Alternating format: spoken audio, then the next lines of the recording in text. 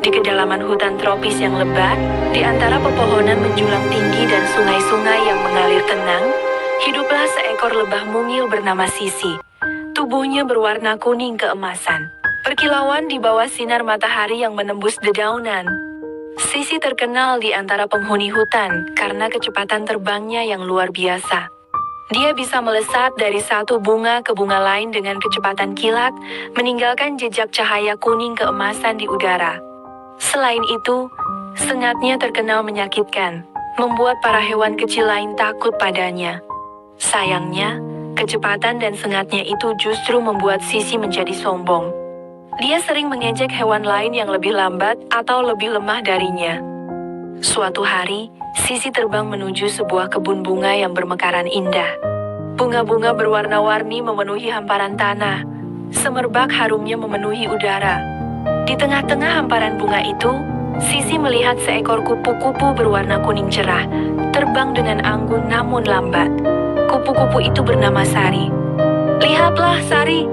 ejek Sisi, terbang mengelilingi Sari dengan cepat. "Terbangmu lambat sekali, seperti siput." Sari tidak menghiraukan ejekan Sisi.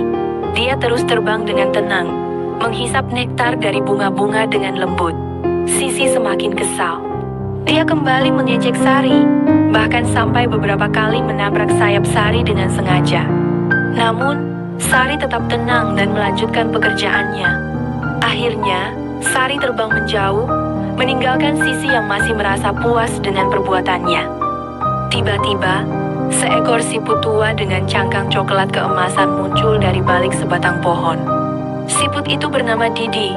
Didi melihat Sisi yang masih berbangga diri. "Sisi," kata Didi dengan suara pelan namun tegas. "Kau tahu, semua hewan di hutan ini lebih menyukai Sari daripada dirimu." Sisi tercengang. Dia tidak pernah menyangka hal itu. "Sari mungkin terbang lambat," lanjut Didi, "tetapi dia telah melalui proses yang panjang dan melelahkan untuk menjadi kupu-kupu yang cantik. Dia memulai hidupnya sebagai ulat kecil, rapuh, dan mudah diinjak.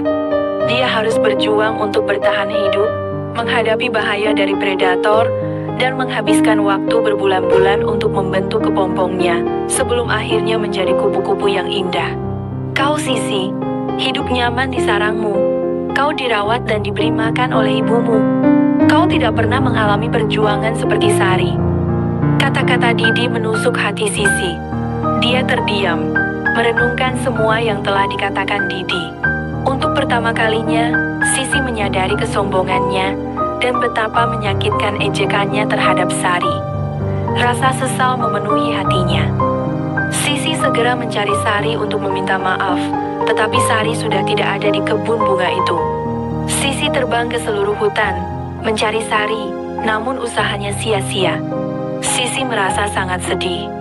Dia menyesali perbuatannya, menyadari bahwa kesombongan dan ejekannya telah menyakiti perasaan Sari dan membuat dirinya kehilangan seorang teman.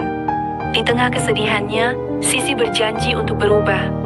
Dia bertekad untuk menjadi lebah yang lebih baik, lebih rendah hati, dan lebih menghargai semua makhluk hidup di hutan.